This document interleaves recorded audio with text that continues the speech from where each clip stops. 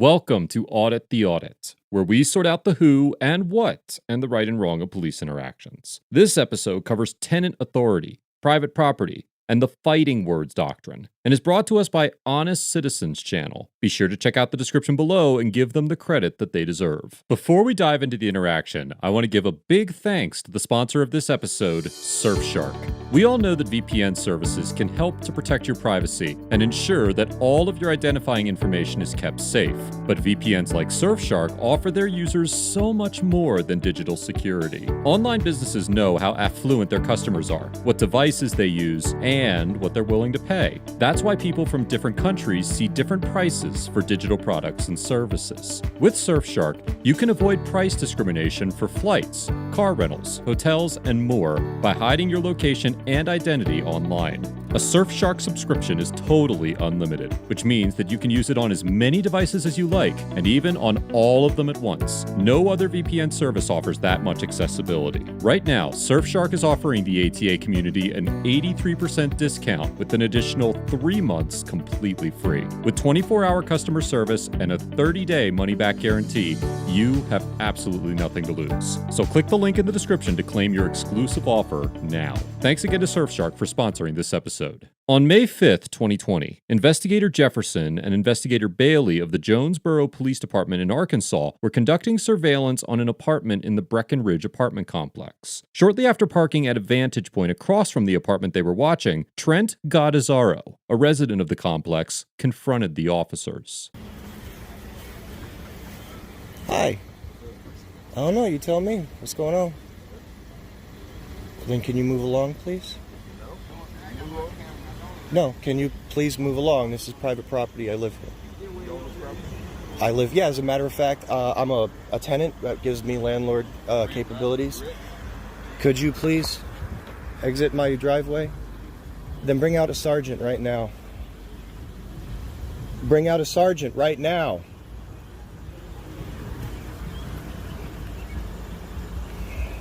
Check this out, guys.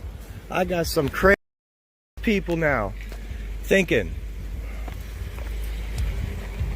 Try to get some badge numbers. What is this about? Get your sergeant out here, man.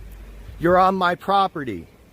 Beyond discrimination and habitability, the rights granted to both landlords and tenants are generally controlled by the state and vary in their scope and form from location to location. Arkansas's tenant rights are some of the country's most archaic, and much of the legalities surrounding the relationship between tenants and landlords tend to favor the landlord. Lease agreements between landlords and tenants typically do not require the tenants to maintain the common areas of apartment complexes, such as the lobby or parking lot, and do not grant the tenant ownership of anything beyond their dwelling. We will discuss whether or not an apartment complex parking lot is public in a moment, but it is important to note that Mr. Goddazaro likely does not retain the authority to remove police officers or other members of the public from the apartment complex's parking lot. Only the owner of the property may trespass individuals from the premises.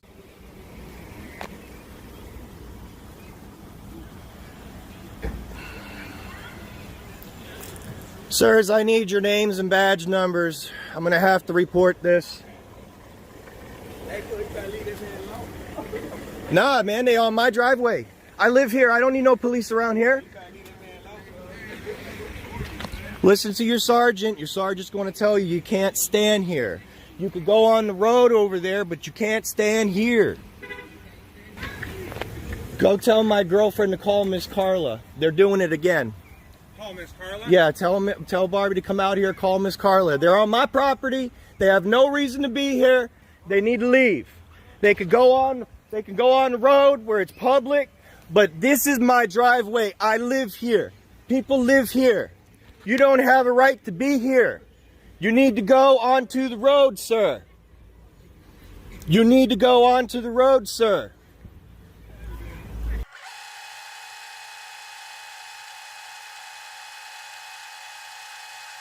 All right. After you get off the phone with Carla, call the non-emergency police department and explain to them that they need to send a sergeant out here so that these people can understand that you could be on public property, but you can't be on private property.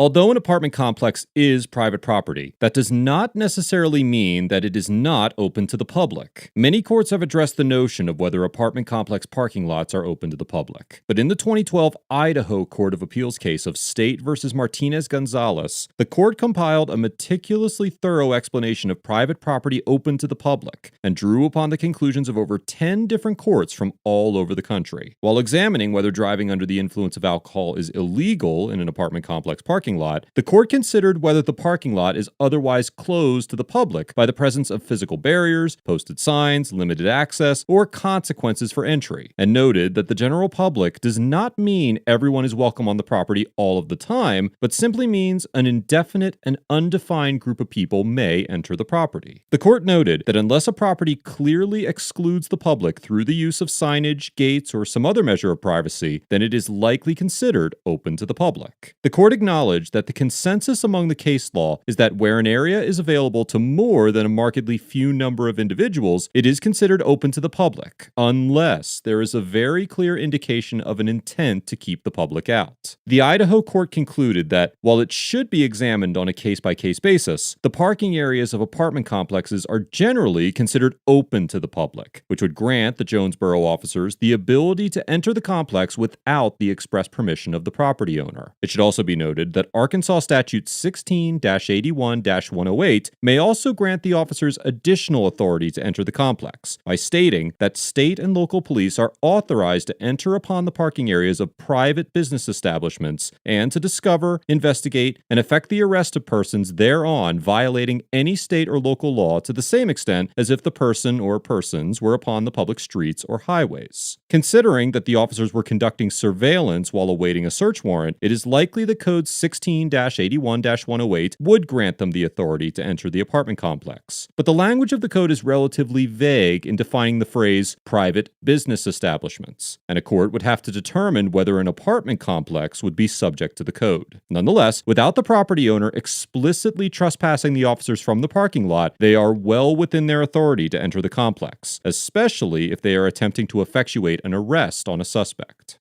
And since you don't want to give your names and badge numbers, which is the policy, you're also going to be reprimanded. What's her badge number? They refuse to identify themselves. At this point, I don't believe them to be police officers because they have not identified themselves as police officers. Who are you and what are you doing on my property?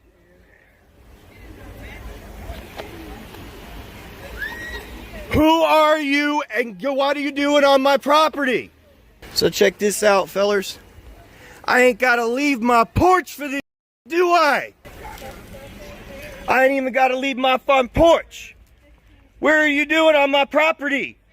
Identify yourselves in the vehicle. What you doing on our property?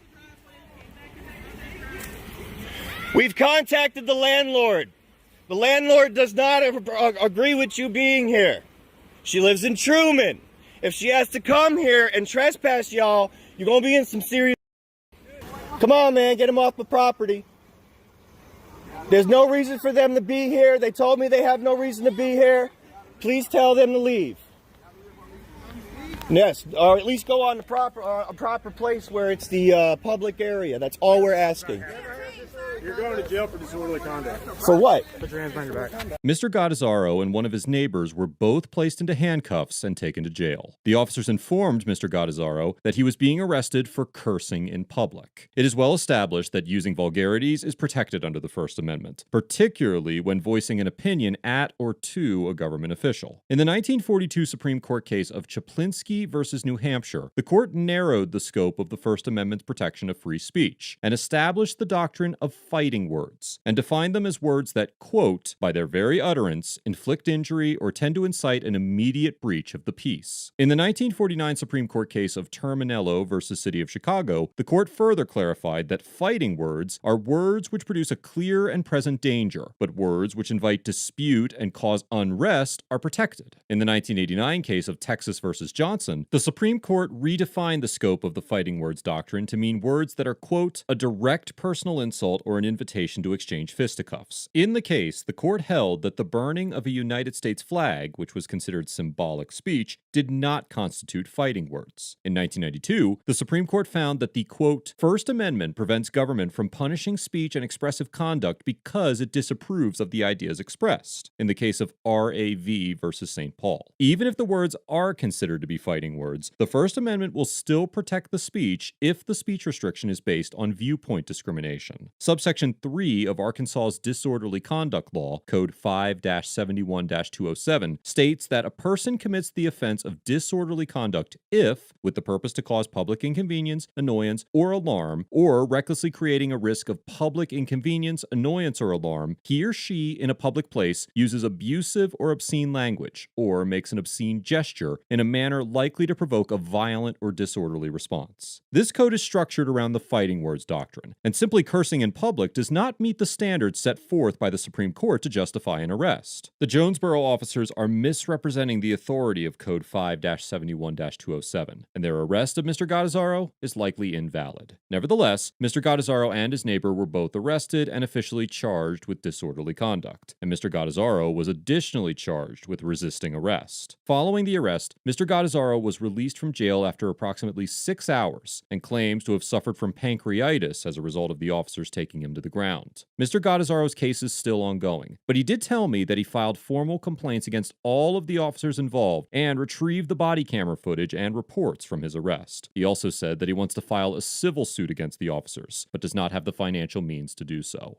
Overall, the Jonesboro officers get an F for neglecting to employ any measure of de-escalation, displaying a fundamental misunderstanding of First Amendment rights, and arresting Mr. Gattazaro and his neighbor for expressing their disdain for the officer's presence. If the investigators had simply informed Mr. Gattazaro that they had a legitimate reason to be at the apartment complex and that he was interfering with an investigation, instead of rolling up their windows and ignoring him, then the interaction would likely have had a different outcome. The officers chose to effectuate an arrest based on a distortion of the law and the legal precedents surrounding that law, and violate Mr. Gattazaro's well-established right to criticize the actions of government officials. Whether or not it would have changed Mr. Gattazaro's conduct, the officers could have at least made an attempt to engage in a productive conversation with him, rather than arresting him and reinforcing his negative perspective of law enforcement. This type of behavior only serves to deepen the divide between officers and citizens, and add fuel to the negative stereotypes associated with police. Mr. Gattazaro gets a C for misinterpreting his authority over the apartment complex parking lot, assuming the officers were on private property without knowledge of the proper legal context, and engaging with the officers with a relatively hostile demeanor without knowing all of the facts associated with their presence. Although Mr. Gattazaro was operating under several misconceptions about the law, he did retain the right to express his opinion of the officer's conduct, and he should not have been arrested for cursing in public. While I respect Mr. Gattazaro's attempt to hold the police accountable, this interaction is a prime example of the importance of understanding the legal nuance associated with officer conduct before attempting to engage with them. The fact remains that the officers did have a legal right to enter the complex's parking lot, and the officers were in the midst of conducting surveillance, but that does not excuse their decision to arrest Mr. Gattazaro. Just as officers have a duty to enforce the law as accurately as possible, so too do citizens have a duty to be informed about the law before attempting to hold officers accountable to it. Let us know if there is an interaction or legal topic you would like us to discuss in the comments below. Thank you for watching, and don't forget to like and subscribe for more police interaction content.